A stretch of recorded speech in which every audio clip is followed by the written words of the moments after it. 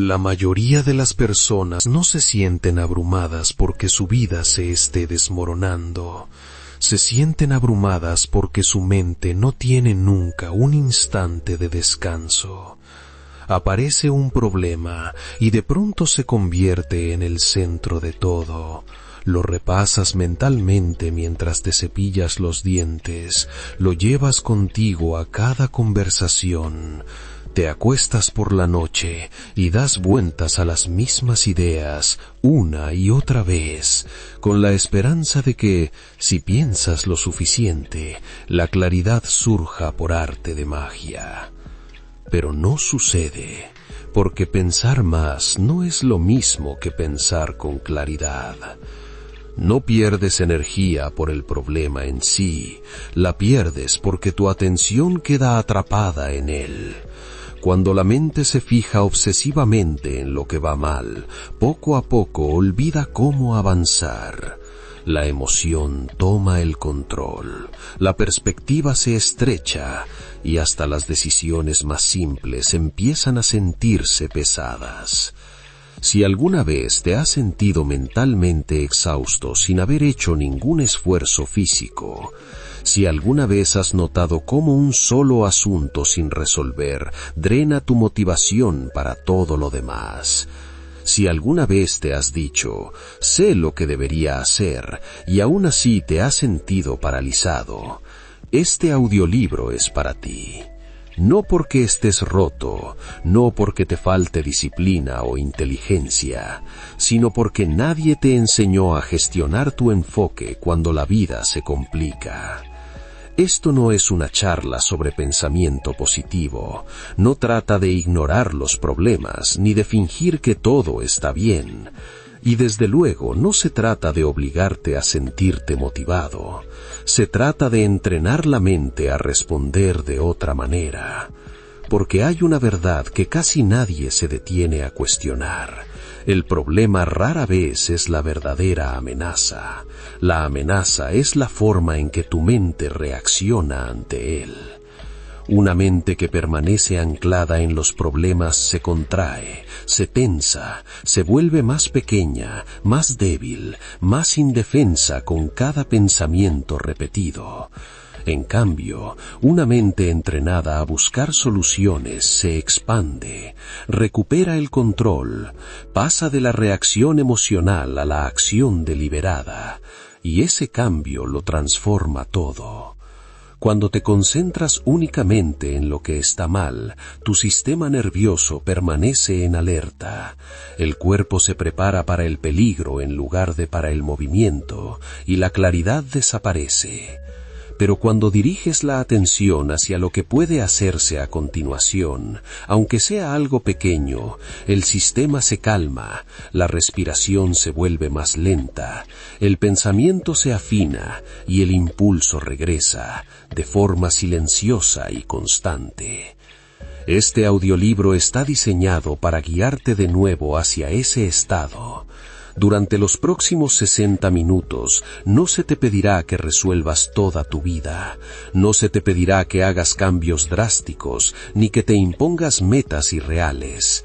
Se te pedirá algo mucho más poderoso. Aprenderás a interrumpir los bucles mentales que te mantienen atrapado. Aprenderás a separar los hechos de las historias que tus emociones construyen a su alrededor. Aprenderás a recuperar claridad cuando tus pensamientos se sienten saturados y ruidosos. Y lo más importante, aprenderás a entrenar tu mente a moverse hacia las soluciones en lugar de alimentar los problemas. Porque la claridad no es algo que se espera, es algo que se practica. Y cuando la mente se aclara, la acción se vuelve simple. No fácil, pero simple. Al final de este audiolibro, no sentirás que la vida ha dejado de presentar desafíos, pero sí te sentirás más estable, más centrado, más capaz de afrontar los problemas sin quedar absorbido por ellos. Aquí es donde la calma reemplaza al caos, donde el enfoque sustituye a la sobrecarga mental, donde dejas de preguntarte por qué están ocurriendo las cosas y empiezas a decidir qué hacer a continuación. Comencemos. Capítulo 1. Los problemas no son el enemigo. La mayoría de las personas tratan los problemas como amenazas, algo que hay que temer, evitar o eliminar antes de poder volver a sentirse en calma. Pero esa creencia genera, silenciosamente, más daño que el propio problema. Un problema no es un enemigo, no llega para castigarte, llega para revelar algo sobre tu entorno, tus hábitos, tus decisiones o tu forma actual de pensar. El verdadero peligro comienza cuando la mente confunde la presencia de un problema con la señal de que hay algo malo en ti. Cuando eso ocurre, la claridad se derrumba.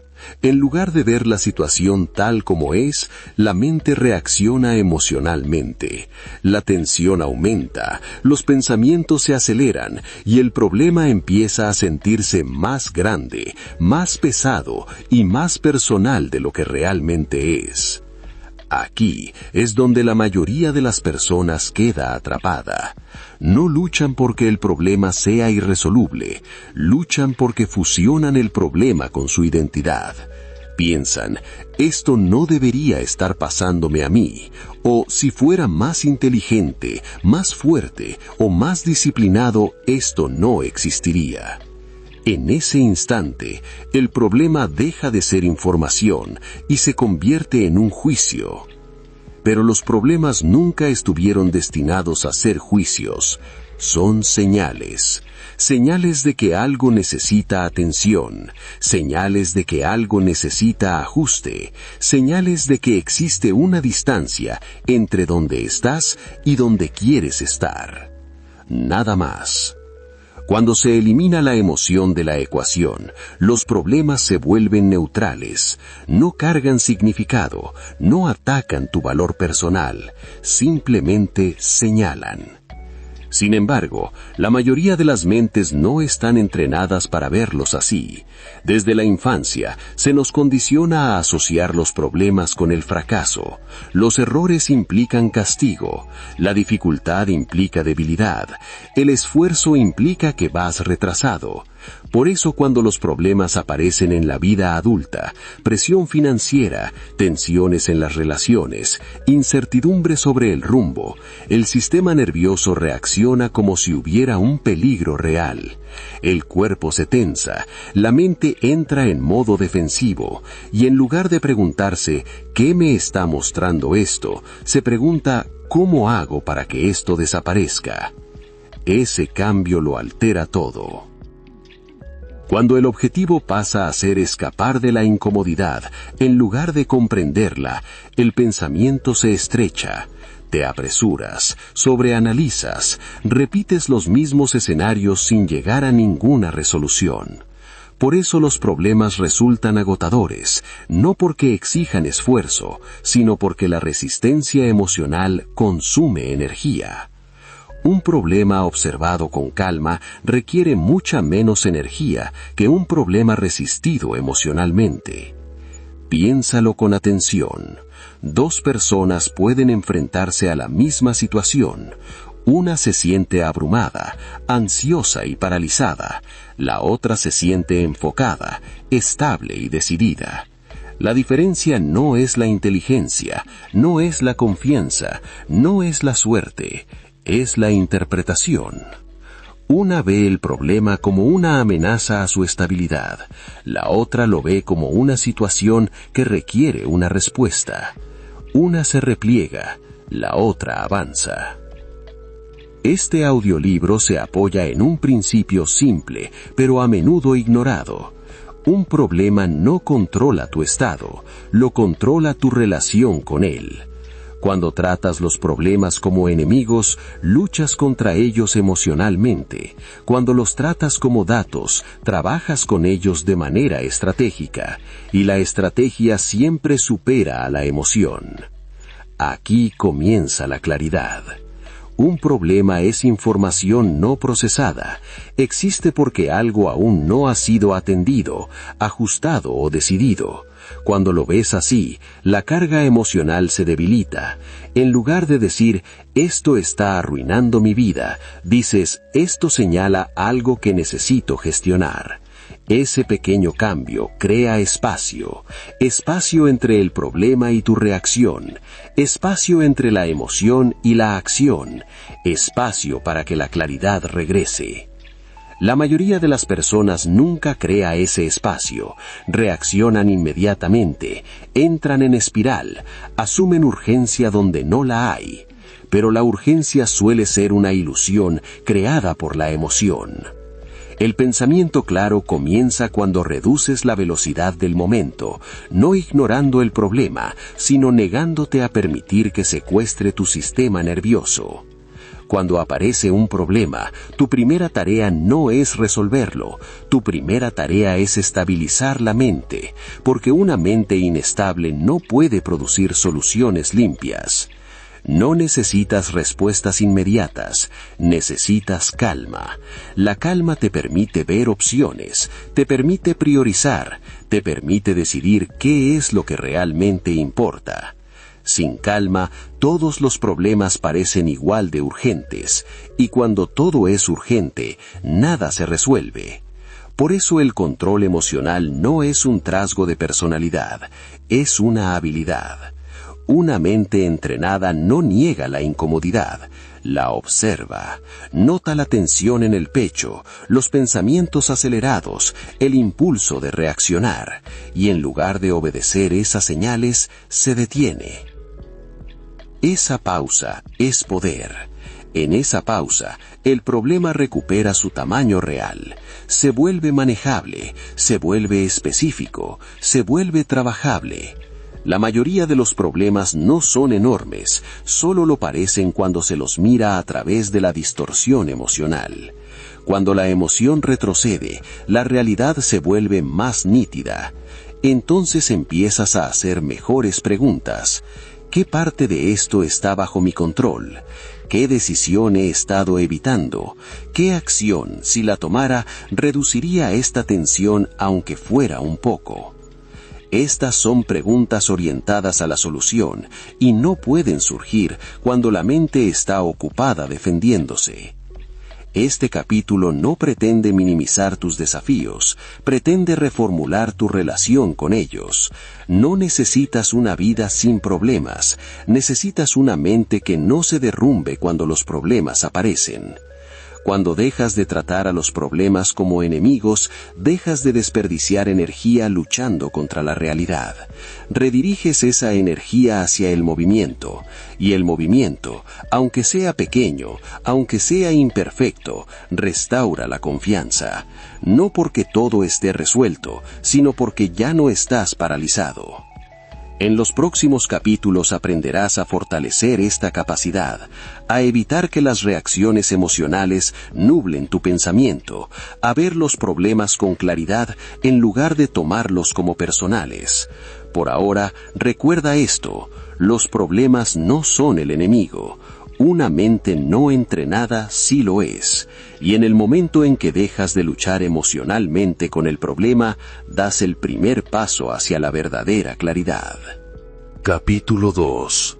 ¿Por qué tu mente ama los problemas? Puede sonar extraño escucharlo, pero cuando tu mente se aferra a los problemas, no está intentando ayudarte, está intentando protegerte.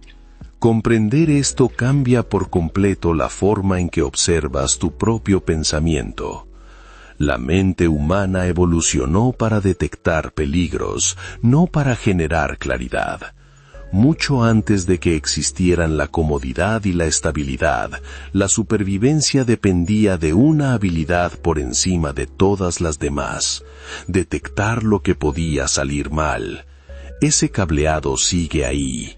Por eso, cuando aparece un problema, tu mente no se pregunta si obsesionarse con él es útil, se pregunta si le resulta familiar.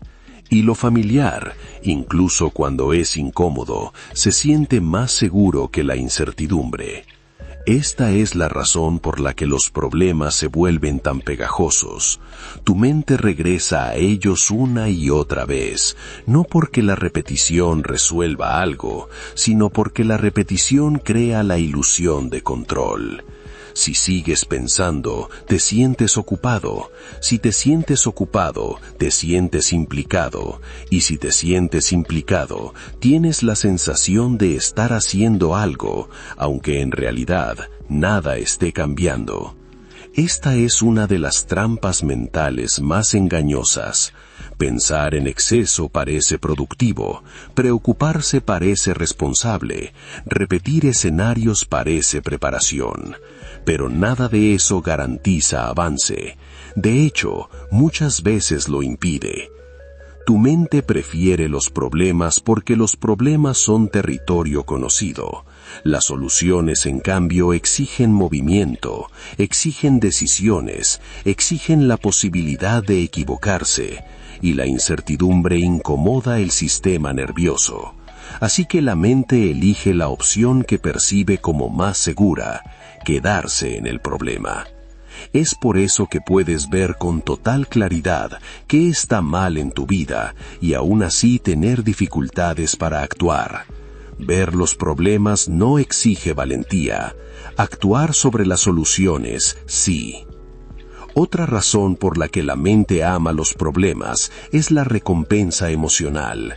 Los problemas ofrecen un punto de anclaje para las emociones. La frustración, la ira, el miedo y la decepción necesitan un objetivo. Un problema se los proporciona. Sin darse cuenta, muchas personas acaban emocionalmente invertidas en sus problemas. Hablan de ellos, los revisitan, construyen relatos alrededor. Con el tiempo, el problema se convierte en parte de su identidad. Ya no son alguien que atraviesa un desafío, se convierten en alguien que vive una situación difícil. Esta identidad es sutil pero poderosa. Una vez que el problema forma parte de quién eres, soltarlo se siente como perder una parte de ti.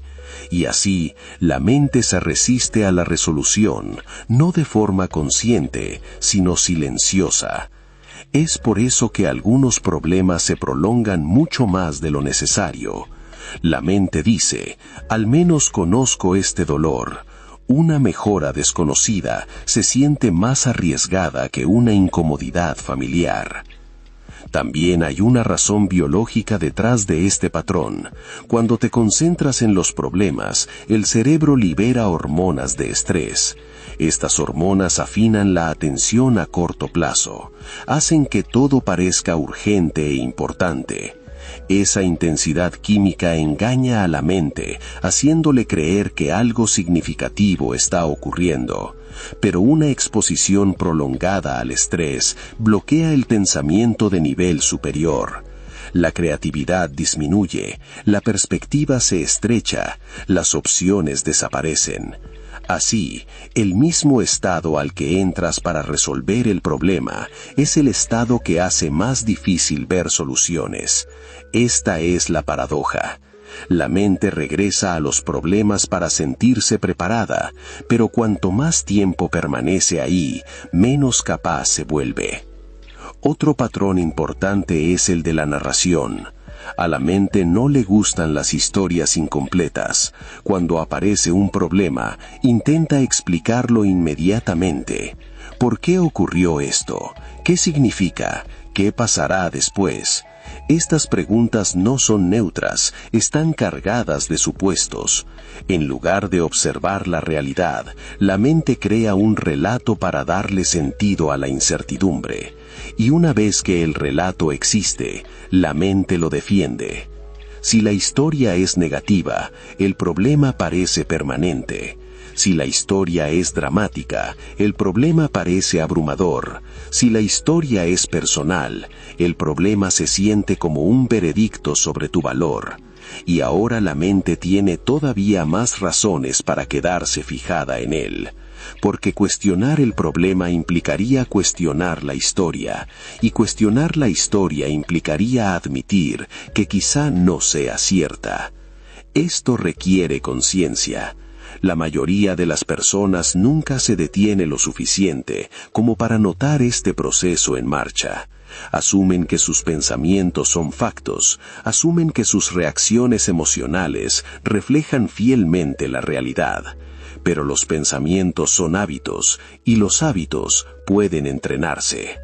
Cuando entiendes que tu mente se siente atraída por los problemas por condicionamiento, no por sabiduría, dejas de confiar ciegamente en cada pensamiento que exige tu atención. Dejas de preguntarte ¿por qué no puedo dejar de pensar en esto? Y empiezas a preguntarte ¿qué gana mi mente quedándose aquí? Esa sola pregunta debilita el bucle, porque en el momento en que ves la fijación como un patrón y no como una necesidad, la elección regresa. Ya no estás luchando contra tu mente, la estás observando, y la observación crea distancia. Este capítulo no trata de culpar a la mente. La mente está haciendo lo que la fue entrenada, pero ya no vives en un entorno en el que la detección constante de amenazas te sirva. Vives en un mundo donde la claridad, el criterio y la toma de decisiones serena importan más. Eso significa que el viejo programa necesita actualizarse. No necesitas eliminar los problemas de tu vida, necesitas dejar de permitir que tu mente los trate como si fueran su hogar. La próxima vez que te descubras dando vueltas sobre el mismo asunto, detente y recuerda esto. Tu mente no está pidiendo una respuesta, está pidiendo certeza. Y la certeza no surge de pensar más, surge de la acción deliberada. En el próximo capítulo aprenderás a romper este ciclo separando los hechos de las historias que tu mente les añade, porque cuando la historia se disuelve, el problema pierde su garra emocional, y cuando ese garra se afloja, la claridad vuelve a tener espacio. Capítulo 3. Separar los hechos de las historias. La mayor parte del sufrimiento mental no proviene de lo que sucede, sino de lo que tu mente dice sobre lo que sucede. Esta distinción es sutil, pero una vez que la ves, ya no puedes dejar de verla. Un hecho es neutro, la historia es emocional. Un hecho es algo que puede registrar una cámara o escribirse sin interpretación. La historia es el significado que tu mente le atribuye a ese hecho. Y la mente atribuye significado de manera instantánea.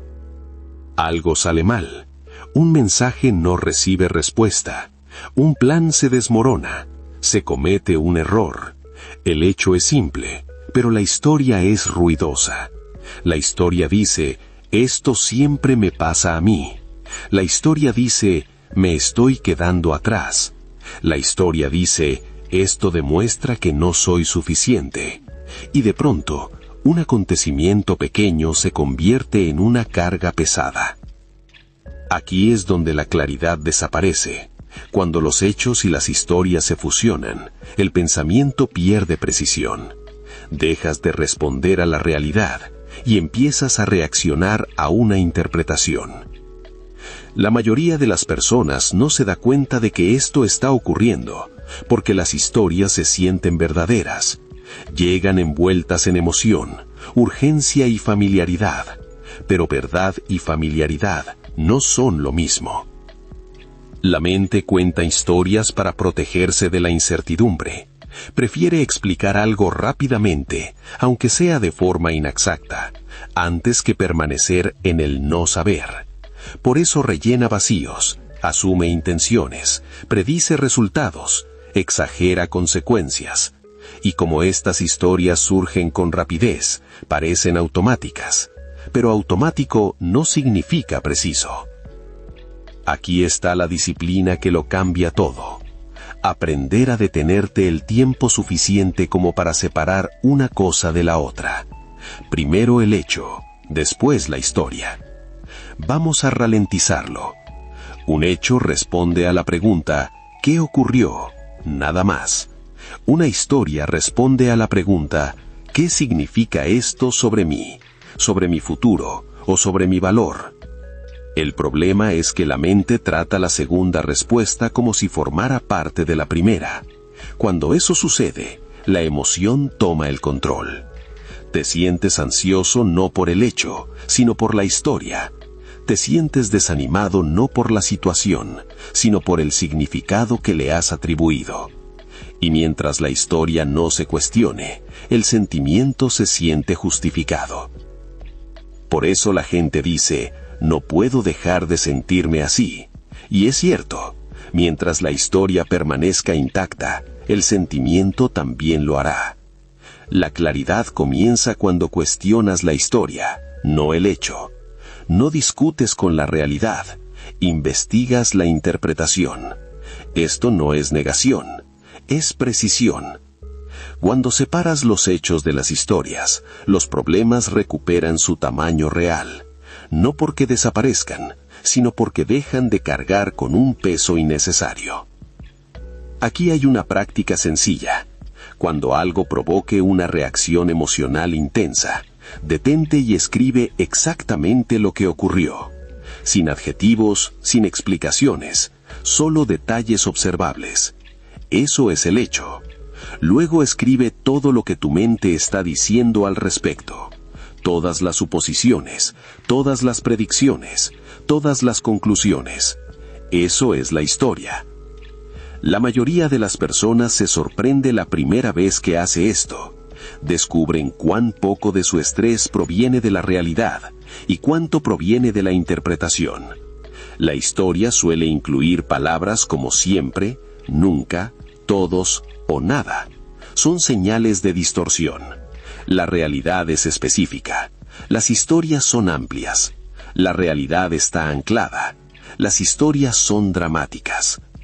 Una vez que ves la historia con claridad, recuperas margen de maniobra.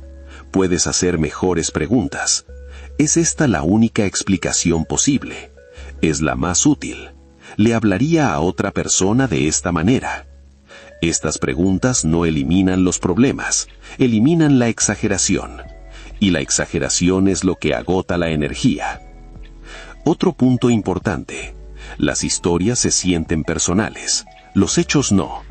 En el momento en que oyes pensar, esto dice algo sobre quién soy, has salido del hecho y has entrado en la narrativa. Eso no te hace débil, te hace humano, pero sí significa que la claridad requiere entrenamiento. Una mente entrenada no suprime las historias, las reconoce. Dice, esto es mi mente intentando dar sentido a la incertidumbre. No, esta es la verdad absoluta. Ese cambio crea distancia emocional. La distancia crea calma. La calma crea opciones. Sin esa distancia, cada problema se siente como un veredicto. Con ella, los problemas se convierten en tareas. Esta es la diferencia entre el pensamiento emocional y el pensamiento estratégico. El pensamiento emocional pregunta, ¿por qué me está pasando esto a mí? El pensamiento estratégico pregunta, ¿qué información hay aquí? Uno drena poder, el otro lo restaura. No necesitas impedir que tu mente cuente historias, necesitas dejar que esas historias dirijan tu vida. Cuando separas los hechos de las historias, recuperas autoridad sobre tu atención. Dejas de alimentar estrés innecesario, dejas de reaccionar a futuros imaginados. Dejas de discutir con interpretaciones que nunca fueron verificadas. Esto no te vuelve pasivo, te vuelve preciso, y la precisión es una forma de fortaleza serena. A medida que sigas escuchando, empieza a notar con qué frecuencia tu mente mezcla hechos e historias sin pedir permiso, no para juzgarla, solo para observarla. La conciencia, por sí sola, debilita el patrón. En el próximo capítulo, construiremos sobre esta base aprendiendo cómo el control emocional genera claridad mental. Porque cuando las historias aflojan su grifo, tu estado emocional se convierte en algo que puedes influir, y no en algo que te controla. Capítulo 4. El control emocional crea claridad mental. La claridad no desaparece porque te falte inteligencia. Desaparece porque la emoción toma el mando. En el momento en que la emoción se eleva sin control, el pensamiento se estrecha, la atención se tensa, las opciones se reducen y aquello que antes parecía manejable, de pronto se vuelve abrumador. Esto no es un defecto personal, es una respuesta biológica. Cuando el sistema nervioso percibe una amenaza, real o imaginada, prioriza la supervivencia, no la comprensión, la velocidad por encima de la precisión, la reacción por encima de la reflexión. Por eso los momentos emocionales se sienten urgentes y por eso las decisiones tomadas en esos momentos suelen lamentarse más tarde. La mayoría de las personas cree que primero debe resolver el problema para poder sentirse en calma, pero el orden es el inverso. Primero debes calmar la mente para poder ver la solución. El control emocional no consiste en reprimir, no consiste en fingir que no te sientes estresado, enfadado o asustado. Consiste en impedir que esas emociones secuestren tu pensamiento. La emoción sin control convierte los problemas en emergencias. La emoción regulada convierte los problemas en procesos. Piensa en la última vez que te sentiste emocionalmente desbordado. Probablemente tus pensamientos eran repetitivos, tu cuerpo estaba tenso, tu respiración superficial. En ese estado, la creatividad se bloquea, la perspectiva desaparece e incluso los buenos consejos resultan irritantes o inútiles, no porque el consejo sea incorrecto, sino porque tu mente no está en condiciones de recibirlo. Por eso el control emocional es fundamental. Sin él, ninguna técnica funciona, ninguna estrategia se sostiene, ninguna solución parece accesible. El error que comete la mayoría de las personas es esperar a que la emoción se disipe por sí sola. Se distraen, evitan el problema, confían en que el tiempo suavice la sensación. A veces ocurre, muchas veces no, porque la emoción se alimenta de la atención. Cuanto más interactúas mentalmente con ella, más tiempo permanece activa. Cuanto más discutes con ella, más fuerte se vuelve. El control comienza con la interrupción.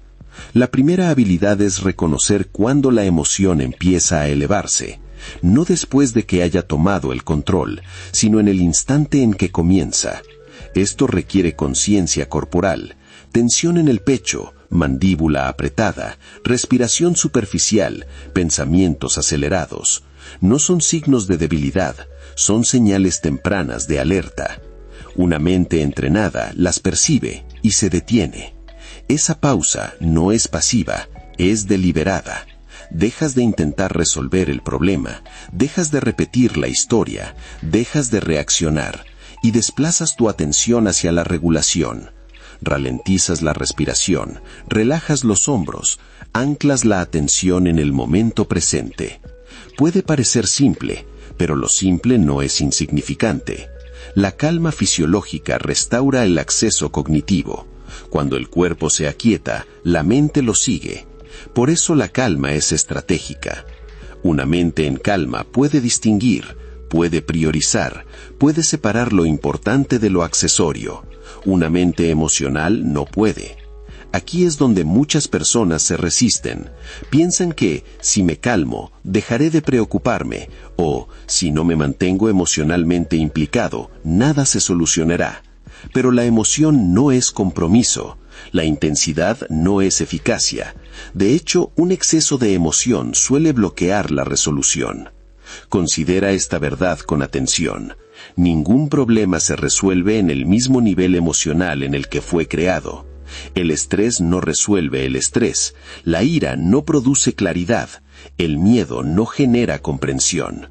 Solo señalan que algo necesita atención. Una vez recibida la señal, debe silenciarse. Esta es la disciplina. Sientes la emoción, la reconoces y luego reduces su volumen, no por la fuerza, sino por elección. Aquí es donde el control se convierte en empoderamiento. No estás eliminando la emoción, la estás liderando. Liderar la emoción significa decidir cuándo habla y cuándo escucha. Cuando la emoción lidera, exige alivio inmediato. Cuando la lógica lidera, pregunta cuál es el siguiente paso eficaz. Ambas existen, pero solo una debe estar al mando. El control emocional también cambia tu percepción del tiempo. Bajo presión emocional, todo parece urgente. Sientes prisa por decidir, presión por responder, obligación de actuar de inmediato. Pero la urgencia suele ser una distorsión. La mayoría de los problemas no requieren acción inmediata, requieren acción correcta. Y la acción correcta necesita espacio. Ese espacio se crea mediante la regulación. Cuando ralentizas tu respuesta, ganas ventaja. Dejas de reaccionar a consecuencias imaginadas. Dejas de defenderte de futuros hipotéticos. Empiezas a trabajar con lo que realmente tienes delante. Eso es claridad mental.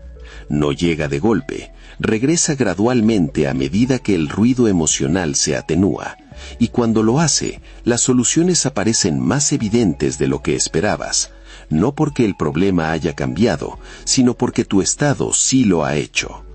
Este capítulo no te pide que te vuelvas emocionalmente insensible, te pide que desarrolles habilidad emocional. Habilidad significa saber cuándo implicarte y cuándo pausar, cuándo sentir y cuándo pensar, cuándo esperar y cuándo actuar.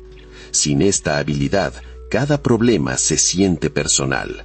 Con ella, los problemas se vuelven técnicos, y los problemas técnicos pueden resolverse.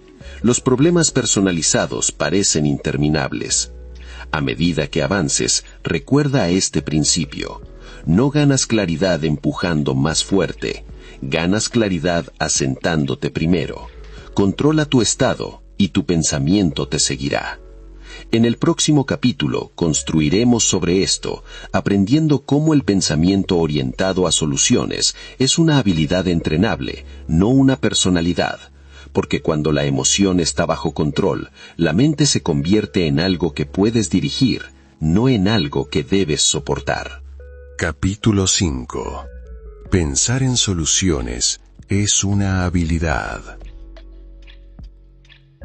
Muchas personas creen que algunos individuos son simplemente mejores resolviendo problemas.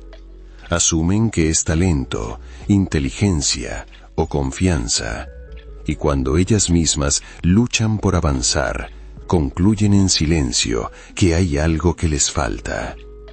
Esta creencia es reconfortante, pero falsa. El pensamiento orientado a soluciones no es un rasgo con el que se nace, es una habilidad que se entrena, y como cualquier habilidad, sigue una estructura. La mayoría de las personas nunca aprende esa estructura. Se les enseña a identificar problemas, analizar causas y explicar emociones, pero no a pasar de la confusión a la acción. Por eso, cuando aparecen los problemas, hacen lo que saben hacer. Piensan, se preocupan, analizan, esperan y confunden esa actividad mental con progreso. Pero el pensamiento en soluciones comienza donde termina la rumiación. Una mente orientada a soluciones no hace preguntas distintas porque sea más inteligente. Las hace porque ha sido entrenada para hacerlo. La primera diferencia que notarás es la dirección. El pensamiento centrado en el problema mira hacia atrás. Pregunta qué salió mal. Gira en torno a la culpa, el arrepentimiento y la explicación. El pensamiento orientado a soluciones mira hacia adelante. Pregunta ¿qué puedo hacer ahora? No niega el pasado, simplemente se niega a vivir en él. Esta orientación hacia el futuro no es optimismo, es practicidad. Una mente orientada a soluciones entiende algo crucial. No puedes cambiar lo que ya ocurrió, pero sí puedes influir en lo que ocurre a continuación. Ese entendimiento por sí solo reduce la fricción mental. La segunda diferencia es la escala. El pensamiento centrado en el problema tiende a magnificar. Trata todo como grande, complejo y abrumador. El pensamiento en soluciones reduce, descompone las situaciones en las unidades accionables más pequeñas, no porque el problema sea pequeño, sino porque el progreso necesita tracción. La mayoría de las personas espera una gran solución, quiere claridad antes de actuar, certeza antes de moverse, pero la claridad rara vez llega antes de la acción, surge a causa de ella. Por eso el pensamiento en soluciones siempre comienza con un paso pequeño, no el paso perfecto, no el paso final, el siguiente paso controlable. Esto requiere disciplina. Una mente disciplinada se hace 3 preguntas ante cualquier problema. ¿Qué está bajo mi control ahora mismo? ¿Cuál es la acción más pequeña que reduce fricción? ¿Y qué puedo hacer hoy sin esperar a sentir motivación? Estas preguntas eluden el ruido emocional. No preguntan cómo te sientes, preguntan qué es posible. Y la posibilidad restaura la agencia. La agencia es el antídoto de la impotencia. Cuando das incluso un paso pequeño, tu sistema nervioso recibe una señal. No estoy atrapado. Esa señal cambia tu estado. La energía regresa, el enfoque se afila, el pensamiento mejora. Por eso la acción precede a la claridad y no al revés. Otro elemento central del pensamiento en soluciones es la tolerancia a la imperfección. Las mentes centradas en el problema buscan certeza, quieren garantías, quieren seguridad antes de moverse.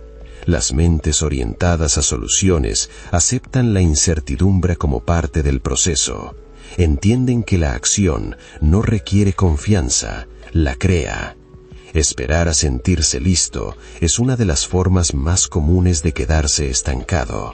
La disposición no es un sentimiento, es una decisión. Una mente entrenada no pregunta ¿estoy preparado? Pregunta ¿esta dirección es mejor que quedarme quieto? Si la respuesta es sí, avanza. Eso no es imprudencia, es impulso. El impulso enseña más rápido que la contemplación. Otro aspecto a menudo ignorado del pensamiento en soluciones son los límites. No todos los problemas merecen atención ilimitada. El pensamiento centrado en el problema se obsesiona, trata cada asunto como urgente e importante. El pensamiento en soluciones prioriza, pregunta ¿esto vale mi energía ahora mismo? ¿Y qué ocurre si no lo resuelvo de inmediato? A menudo, la respuesta sorprende. Muchos problemas pierden intensidad cuando se les retira atención.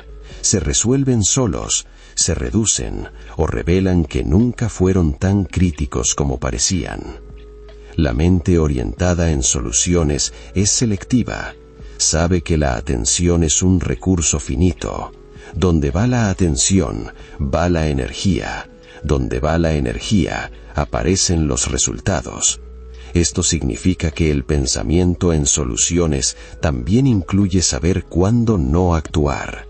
A veces el movimiento más eficaz es esperar, recopilar información, permitir que las emociones se asienten. Pero esperar en el pensamiento en soluciones es intencional. Esperar en el pensamiento centrado en el problema es evasión. La diferencia es la claridad de propósito. Los pensadores orientados a soluciones también entienden la retroalimentación. No ven los resultados como veredictos, los ven como datos. Si algo funciona, lo registran. Si no funciona, ajustan. No hay dramatismo en este proceso. El fracaso no es un defecto personal, es información sobre lo que no funcionó. Cuando el fracaso deja de significar soy incapaz y pasa a significar este enfoque requiere ajustes, actuar se vuelve más fácil. Por eso el pensamiento en soluciones se siente más sereno. Está anclado en la realidad, no en la emoción. No requiere inspiración, requiere presencia. Y la presencia cambia la forma en que se experimentan los problemas. En lugar de sentirte atacado por la vida, te sientes implicado en ella. Ya no reaccionas, respondes. Ese cambio construye confianza en ti mismo, y la confianza no nace del éxito, sino del cumplimiento. Cada pequeña acción refuerza una nueva identidad. Soy alguien que se ocupa de las cosas, no de manera perfecta, no de inmediato, pero de forma constante. Y la constancia se acumula con el tiempo. Los problemas dejan de sentirse como amenazas, empiezan a sentirse como acertijos, no porque sean fáciles, sino porque sabes cómo abordarlos. Este capítulo trata de recuperar esa capacidad. No necesitas una nueva personalidad, necesitas un nuevo proceso, un proceso que te saque de los bucles mentales y te lleve al movimiento. Un proceso que sustituya el agobio por dirección. A medida que continúes, recuerda esto. No estás atrapado porque el problema sea demasiado grande. Estás atrapado porque tu mente ha sido entrenada para mirar fijamente en lugar de avanzar. Entrénala para avanzar. La claridad vendrá después. Capítulo 6. Deja de hacer las preguntas equivocadas.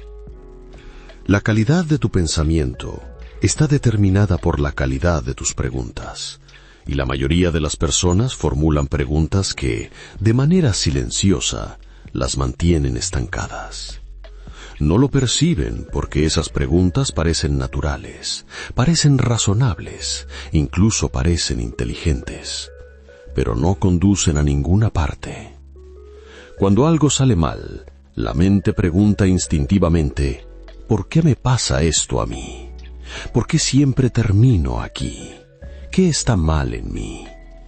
Estas preguntas se sienten profundas, se sienten introspectivas, pero son trampas. Dirigen la atención hacia el interior de una forma equivocada. Invitan a la rumiación en lugar de a la resolución. Empujan a la mente hacia la explicación, no hacia el movimiento. Y la explicación por sí sola no cambia los resultados. A la mente le encantan estas preguntas porque generan una sensación de implicación sin riesgo. Puedes preguntar por qué eternamente sin tener que actuar. Puedes analizar sin fin sin comprometerte con una dirección. Por eso las preguntas equivocadas son tan peligrosas. Parecen productivas mientras drenan silenciosamente el impulso. El pensamiento orientado a soluciones comienza cuando aprendes a interrumpir este patrón, no forzando el positivismo ni suprimiendo la curiosidad, sino formulando preguntas que crean palanca. El primer cambio consiste en pasar del por qué al qué. Las preguntas por qué miran hacia atrás, las preguntas qué miran hacia adelante. ¿Por qué ocurrió esto? Te mantiene en el pasado. ¿Qué hay que hacer ahora? Te sitúa en el presente, y el presente es el único lugar donde existe la acción. Una mente enfocada en soluciones entiende algo esencial. La lucidez sin acción no transforma nada. Por eso se entrena para formular preguntas que exigen contacto con la realidad. Estas son algunas de las preguntas equivocadas más habituales. ¿Por qué no consigo ordenar mi vida? ¿Por qué todo se siente siempre tan difícil? ¿Por qué a los demás les resulta más fácil? Ninguna de estas preguntas contiene un camino hacia adelante. Invitan a la comparación, a la autocrítica y a la impotencia. Compáralas ahora con preguntas más útiles. ¿Qué parte de esto está bajo mi control? ¿Cuál es el paso más pequeño que mejoraría esta situación? ¿Qué decisión he estado evitando? Estas preguntas no son tan dramáticas emocionalmente, pero funcionan. No reconfortan al ego, activan la responsabilidad. Y la responsabilidad no es culpa, es poder. Cuando formulas mejores preguntas, cambia tu relación con el problema. Dejas de verte como alguien a quien las cosas le suceden y empiezas a verte como alguien que responde. Ese cambio devuelve dignidad. Otra categoría de preguntas equivocadas gira en torno a la certeza. Preguntas como, ¿y si sale mal? ¿Y si fracaso? ¿Y si tomo la decisión equivocada? Parecen prudentes, pero paralizan. Presuponen que necesitas una previsión perfecta antes de moverte. Y la vida no funciona así. Ningún progreso significativo ocurre sin incertidumbre. Las preguntas útiles aceptan la incertidumbre como condición, no como obstáculo. En lugar de ¿y si fracaso? Pregunta ¿qué aprendería si esto no funcionara? En lugar de ¿cuál es la decisión correcta? Pregunta ¿qué decisión me haría avanzar aunque fuera un poco? El movimiento hacia adelante se corrige a sí mismo, la inmovilidad no. Una mente entrenada no busca garantías, busca dirección. Otro error sutil pero poderoso es formular preguntas cargadas emocionalmente. ¿Por qué soy así? O ¿por qué no puedo ser mejor? Estas preguntas presuponen un defecto de identidad antes de examinar los hechos. Con el tiempo, erosionan la confianza. Una mente orientada a soluciones evita las preguntas basadas en la identidad. No pregunta ¿qué dice esto de mí?, sino ¿qué me está pidiendo esto? Una debilita, la otra fortalece. Existe también una diferencia crucial entre preguntas que expanden opciones y preguntas que las reducen. Las preguntas centradas en el problema son estrechas, cierran puertas. ¿Por qué todo se está viniendo abajo? ¿Cómo lo arruiné? Las preguntas orientadas a soluciones expanden. ¿Qué opciones no he considerado todavía? ¿Cómo se vería esto si estuviera un poco mejor? La expansión crea espacio para respirar, y ese espacio es esencial para la claridad. Bajo presión, la mente tiende a formular preguntas extremas. Salta a escenarios catastróficos. Trata una dificultad temporal como un fracaso permanente. Por eso las preguntas importan tanto. O calman el sistema nervioso o lo inflaman. Preguntar, ¿qué es lo único que puedo hacer en las próximas 24 horas? Te ancla en el tiempo y en la acción. Reduce la temperatura emocional. Regresa el problema a una escala humana.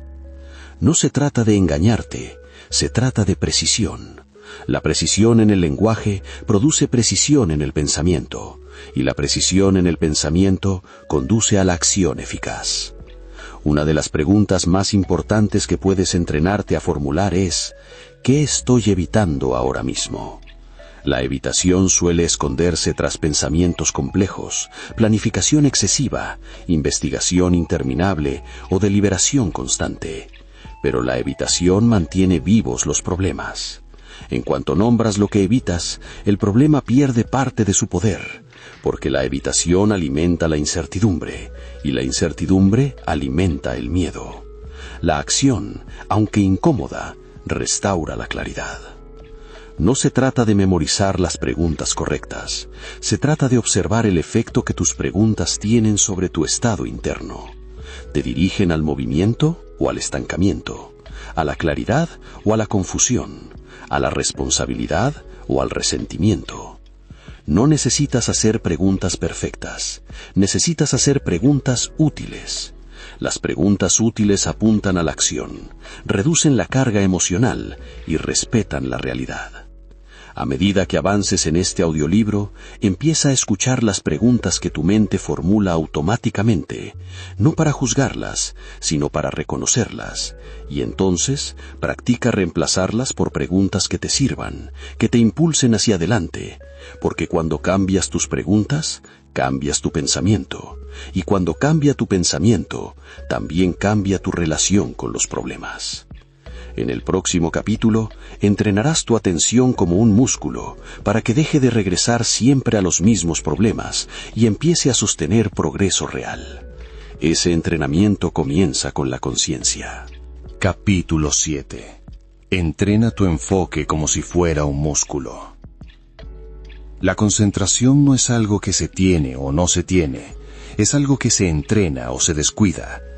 La mayoría de las personas cree que su atención es débil por naturaleza. Culpan a la distracción, a la tecnología, al estrés o a la falta de disciplina. Pero el problema real es más simple. Nunca han entrenado su enfoque de forma intencional. La atención sigue el hábito. Donde colocas repetidamente tu atención, tu mente aprende a regresar. Por eso los problemas parecen magnéticos. Una vez que tu atención se fija en algo, la mente vuelve una y otra vez, incluso cuando no hay nada nuevo. No porque el problema lo exija, sino porque tu enfoque ha sido condicionado a alimentarlo. Una mente entrenada reconoce este patrón y trabaja con él en lugar de combatirlo. El primer paso es aceptar que la atención es finita. No dispones de energía mental ilimitada. Cada momento que pasas revisitando el mismo problema drena atención de todo lo demás. Por eso la rumiación constante resulta agotadora. No es el problema lo que cansa, sino la redirección repetida de la atención al mismo lugar mental. El entrenamiento del enfoque comienza con la observación. Observa a dónde va tu atención cuando no la diriges conscientemente. Observa qué pensamientos te atrapan sin permiso. Observa con qué frecuencia tu mente vuelve a las mismas preocupaciones. Esta observación no busca juzgar, sino revelar patrones. Y cuando ves el patrón, puedes cambiarlo. Una de las herramientas más eficaces para entrenar el enfoque es la contención. Contener significa decidir cuándo y dónde un problema puede existir en tu mente. La mayoría de las personas permite que los problemas vaguen libremente. Aparecen durante el trabajo, las conversaciones, el descanso e incluso el sueño. Una mente orientada a soluciones establece límites. Dice, pensaré en este problema a esta hora y de esta manera. Fuera de ese contenedor, la atención se redirige. Esto no es evitación, es disciplina. Sin contención, los problemas se expanden hasta ocupar todo el espacio mental. Con contención, se reducen. Una práctica sencilla es el time boxing. Eliges un período específico para pensar en un problema. Escribes, planificas, decides. Cuando el tiempo termina, la atención se desplaza. Si el problema reaparece fuera de ese espacio, te recuerdas que ya ha sido programado. Así entrenas a la mente a respetar la estructura. Otro principio poderoso es dejar de alimentar lo que no quieres que crezca. La atención es alimento. Lo que nutres se fortalece, lo que descuidas se debilita. Si alimentas pensamientos ansiosos con atención constante, se vuelven dominantes. Si dejas de alimentarlos, pierden intensidad con el tiempo. No es inmediato, pero es fiable. Muchas personas cometen el error de discutir con los pensamientos distractores, de intentar razonar con ellos o suprimirlos. Eso solo les da más atención. Una mente entrenada hace algo más simple. Nota el pensamiento y redirige la atención, sin fuerza, sin calma, del mismo modo que vuelves al texto cuando te das cuenta de que te has distraído al leer. El enfoque se fortalece con la redirección, no con la confrontación. Otro elemento clave es practicar la atención deliberada en tareas neutras. Se suele pensar que la concentración solo se entrena en trabajos intensos, pero se entrena en todo. Cuando comes, come. Cuando caminas, camina. Cuando escuchas, escucha. Cada vez que devuelves tu atención a la tarea presente, refuerzas el control. Esto construye estabilidad mental. Una mente estable es menos reactiva. No salta de pensamiento en pensamiento buscando estimulación. Permanece donde la colocas. Esa estabilidad debilita el dominio de los problemas, porque los problemas prosperan cuando la atención es incontrolada. Es importante distinguir entre enfoque y fijación. El enfoque es intencional, la fijación es automática. El enfoque sirve a un propósito, la fijación agota. Aprender a diferenciarlos es esencial. Pregúntate, ¿este pensamiento me ayuda a avanzar ahora mismo? Si la respuesta es no, no merece toda tu atención. No es evitación, es priorización. El enfoque orientado a soluciones pregunta, ¿qué merece mi atención en este momento? Y la respuesta cambia a lo largo del día. Otro desafío común es el residuo mental, cuando la atención queda parcialmente atrapada en un problema, incluso después de haber pasado a otra cosa. Trabajas sin estar presente, descansas, pero sigues pensando. Esa atención dividida reduce la eficacia en todo. Limpiar el residuo mental requiere cierre, aunque sea mínimo. Escribe el siguiente paso, toma una decisión simple, programa un recordatorio. La mente se relaja cuando sabe que algo ha sido reconocido y situado en el tiempo. El entrenamiento del enfoque exige paciencia. Tu mente se distraerá, siempre lo hará. El objetivo no es eliminar la distracción, sino notarla antes y regresar más rápido. Cada regreso es una repetición, y la repetición construye fuerza.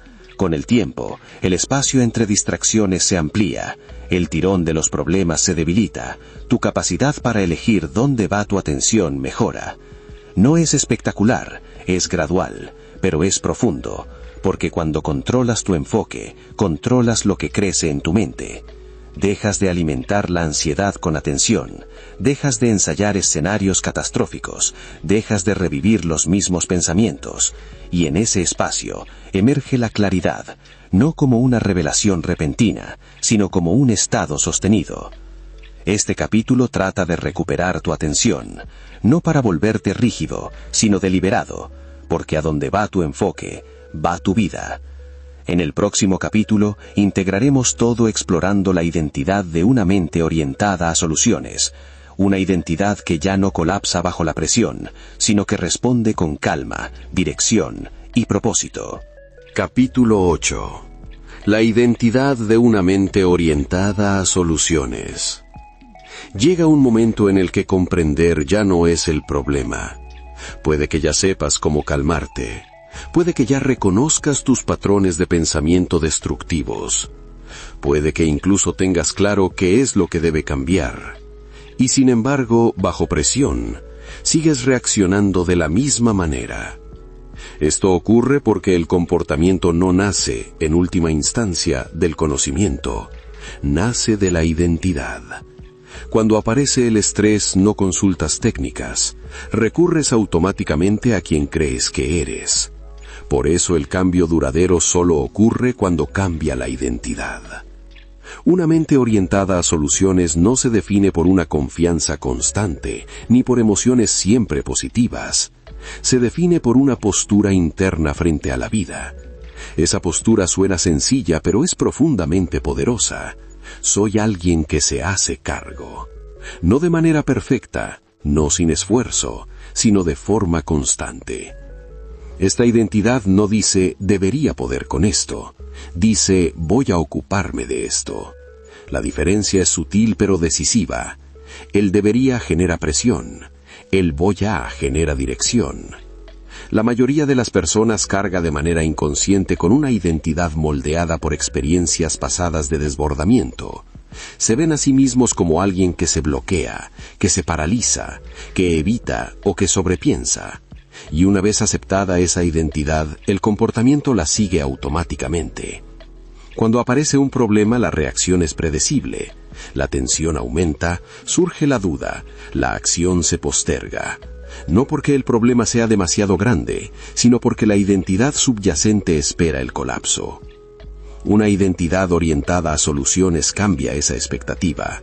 No asume facilidad, asume implicación. Esta identidad acepta la incomodidad como parte del progreso. No interpreta la dificultad como una señal para detenerse, sino como una señal de crecimiento. Esto se siente incómodo porque me estoy estirando, no porque esté fracasando. Esa interpretación, por sí sola, preserva el impulso. Otro rasgo definitorio de esta identidad es la responsabilidad sin autoataque. Una identidad centrada en el problema oscila entre la culpa y la impotencia. O todo es tu culpa o nada está bajo tu control. Ambos extremos drenan poder. La identidad orientada a soluciones se sitúa en el punto medio. No elegí todo lo que ocurrió, pero sí elijo cómo responder. Eso mantiene la responsabilidad bien anclada. No cargas con el peso del mundo, solo con lo que te corresponde. Esa claridad reduce el desbordamiento. El desbordamiento nace de una responsabilidad difusa. La claridad nace de una responsabilidad definida. Esta identidad también transforma la experiencia emocional. El miedo sigue apareciendo, la frustración surge, la duda se presenta, pero esas emociones ya no se tratan como órdenes, se tratan como señales. Una mente orientada a soluciones escucha sin obedecer, reconoce la emoción y luego pregunta ¿qué acción está alineada con quién soy? La identidad se convierte en el ancla. Esto evita los espirales emocionales. En lugar de preguntar ¿cómo elimino este sentimiento?, preguntas ¿qué haría ahora alguien como yo? Esa pregunta corta la rumiación de raíz. Otro aspecto clave de esta identidad es la paciencia. No una paciencia pasiva, sino una paciencia activa. La paciencia de dar un paso sin exigir alivio inmediato. La paciencia de permitir que la claridad emerja a través de la acción, no antes de ella. Las identidades centradas en el problema exigen certeza previa, quieren garantías. Las identidades orientadas a soluciones aceptan la incertidumbre como el precio del movimiento.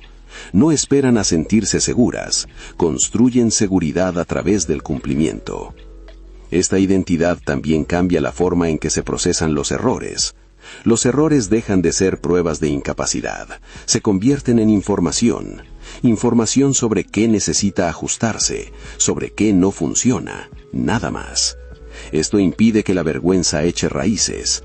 La vergüenza dirige la atención hacia adentro y congela el progreso.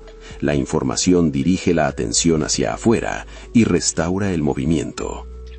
Una identidad orientada a soluciones protege el avance a toda costa. Entiende que detenerse por completo es más dañino que elegir una acción imperfecta. Es además profundamente práctica. No romantiza la lucha, ni dramatiza la dificultad. Formula preguntas simples y concretas. ¿Qué importa ahora? ¿Qué puedo controlar? ¿Cuál es el siguiente paso razonable? Estas preguntas se vuelven automáticas porque son coherentes con la identidad. No se fuerzan, emergen de forma natural. La identidad simplifica el pensamiento. Cuando sabes quién eres, decidir resulta más fácil. También cambia la vivencia del tiempo. Una identidad centrada en el problema se siente aplastada por el futuro e intenta resolverlo todo de una vez. Una identidad orientada a soluciones vive en secuencia, un paso y luego el siguiente. Esto evita la parálisis. Dejas de preguntar ¿cómo arreglo toda mi vida? Y empiezas a preguntar ¿cuál es el siguiente movimiento correcto? Ese cambio devuelve la calma. La calma no es la ausencia de problemas, es la ausencia de resistencia interna. Una identidad orientada a soluciones reduce la resistencia. Dejas de luchar emocionalmente contra la realidad y empiezas a trabajar con ella de forma estratégica. Esta identidad se construye lentamente, no a través de declaraciones, ni de motivación, sino de repetición. Cada vez que respondes en lugar de reaccionar, la identidad se fortalece.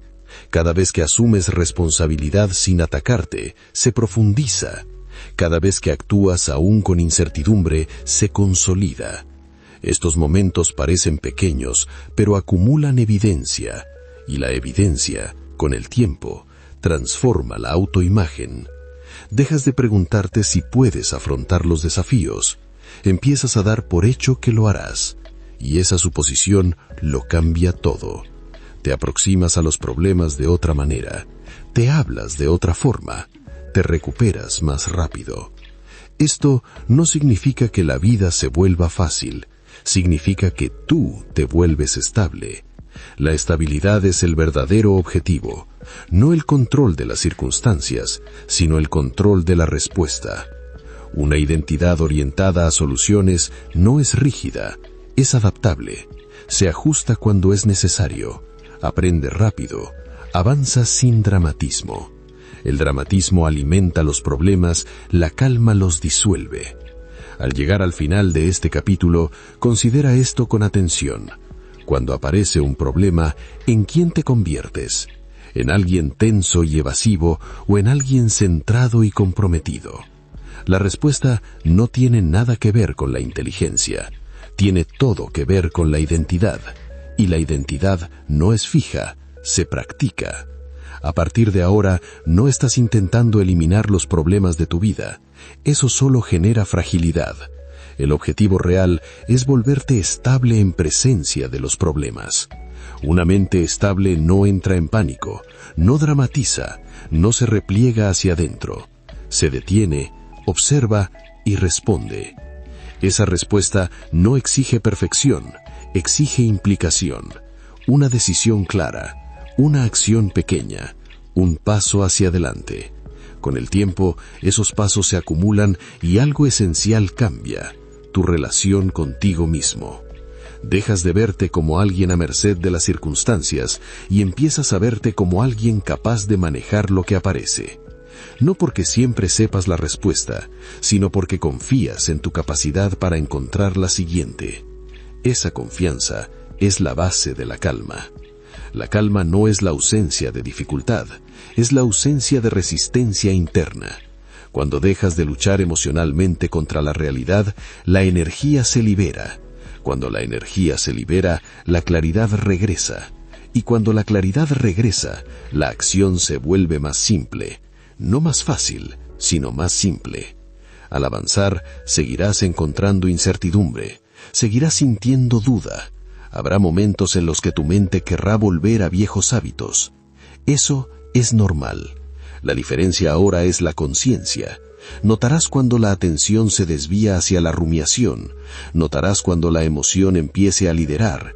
Notarás cuando la identidad comience a encogerse. Y en ese darse cuenta, la elección reaparece. No necesitas cambiarlo todo de una vez. No necesitas aplicar cada concepto a la perfección. Solo necesitas volver a un principio. Concéntrate en lo que puedes hacer a continuación. Ese enfoque te mantiene anclado, comprometido y en movimiento. La vida no se vuelve más clara porque los problemas desaparezcan. Se vuelve más clara porque tu mente aprende a relacionarse con ellos de otra manera. Y esa habilidad siempre está disponible. Cuando te sientas desbordado, vuelve a lo esencial. Separa los hechos de las historias. Reduce la intensidad emocional. Formula mejores preguntas. Da un pequeño paso. Así se construye la claridad. En silencio, con constancia, sin dramatismo. Este audiolibro no pone fin a tus desafíos. Cambia la forma en que los enfrentas. A partir de ahora, los problemas dejan de ser algo que temer. Se convierten en algo con lo que trabajar. Y tú dejas de ser alguien que espera que la vida sea más fácil. Te conviertes en alguien capaz de pensar con claridad, aun cuando no lo es. Ese es el verdadero resultado, y es algo que puedes llevar contigo mucho después de que este audiolibro termine.